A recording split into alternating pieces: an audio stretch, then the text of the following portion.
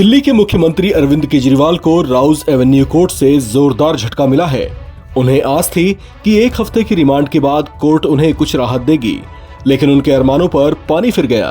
दरअसल दिल्ली के कथित शराब घोटाला मामले में मुख्य आरोपी बताए जा रहे सीएम अरविंद केजरीवाल को ईडी ने गुरुवार को दिल्ली के राउज एवेन्यू कोर्ट में पेश किया। कोर्ट में ईडी की ओर से अरविंद केजरीवाल से और पूछताछ के लिए रिमांड बढ़ाने की मांग की गई थी, जिस पर सुनवाई करते हुए राउज एवेन्यू कोर्ट ने केजरीवाल की रिमांड को 4 दिन के लिए और बढ़ा दिया। इस तरह से अरविंद केजरीवाल को अब 1 अप्रैल तक ईडी की रिमांड पर ही रहना होगा। इससे आप समर्थकों को खासी निराशा हुई। वहीं कोर्ट में जब ईडी की ओर से रिमांड बढ़ाने की मांग की गई तो केजरीवाल ने इसका पुरजोर विरोध करते हुए कहा कि ईडी आम आदमी पार्टी को खत्म करने की मंशा रखती है। जब अरविंद जी कोर्ट में आए तो उन्होंने 7 दिन की और रिमांड की अपनी एक एप्लीकेशन मूव की। उस एप्लीकेशन पे आर्गुमेंट के दौरान अरविंद केजरीवाल जी ने कोर्ट से रिक्वेस्ट की कि मैं इन पर्सन 5 मिनट अपनी बातें रखना चाहता हूं।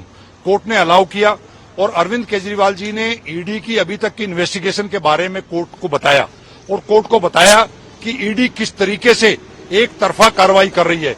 ईडी ने अब से पहले जितने लोगों की स्टेटमेंट्स ली हैं वो स्टेटमेंट जब तक लेते रहे उन लोगों की जो एक्यूज थे, बाद में अप्रूवर बन गए, वो स्टेटमेंट तब तक लेते रहे जब तक अरविंद केजरीवाल जी या हमारे बड़े नेताओं का नाम उनके मुंह से नहीं निकला। और वो स्टेटमेंट जैसे ही अरविंद जी का नाम लिया उसके बाद फर्दर कोई स्टेटमेंट नहीं ली गई। एक एक्यूज से 5 स्टेटमेंट ली गई है, एक से 7 ली गई हैं और शरत रेड्डी से 9 स्टेटमेंट ली गई हैं। और शरत रेड्डी के बारे में सारा देश जानता है, इलेक्टोरल बॉन्ड का सर्वोच्च न्यायालय के फैसले आने के बाद किस तरीके से 60 करोड़ रुपए का money trail Bharatiya Janata party के खाते में गया है। तो अरविंद जी ने यह बात उठाई है कि ईडी उसकी इन्वेस्टिगेशन क्यों नहीं कर रही। ऐसे एक्यूज को जिसको अप्रूवर बनाया गया, बेल दी गई, माफीनामा दिया गया और उससे भारतीय जनता पार्टी रिश्वत लेती है, इलेक्टोरल बॉन्ड के माध्यम से चंदा लेती है, इस पे क्वेश्चन उठाया।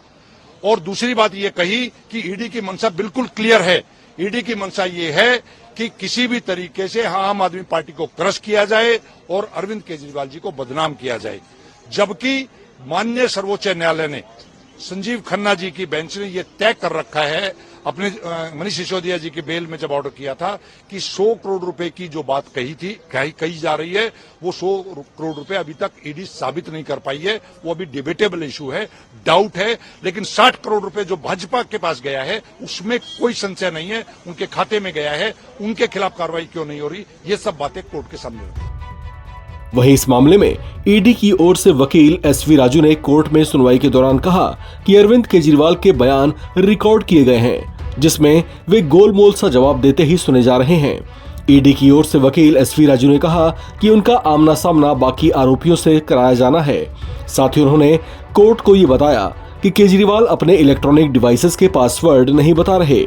इस पर उनका कहना है कि वे अपने वकीलों से बातचीत करके ही ऐसा करेंगे। कोर्ट में पेशी के बाद अरविंद केजरीवाल ने कहा कि मुझे किसी भी अदालत ने दोषी नहीं पाया। ईडी और सीबीआई ने 1000 पन्नों की रिपोर्ट लगाई है। उन्होंने कहा कि मैं ईडी का धन्यवाद देना चाहता हूं। ये केस 2 साल से चल रहा है, लेकिन कुछ भी साबित नहीं हो पाया। इस खबर में फिलहाल इतना ही। बाकी अपडेट्स के लिए आप बने रहिए एनबीटी ऑनलाइन के साथ।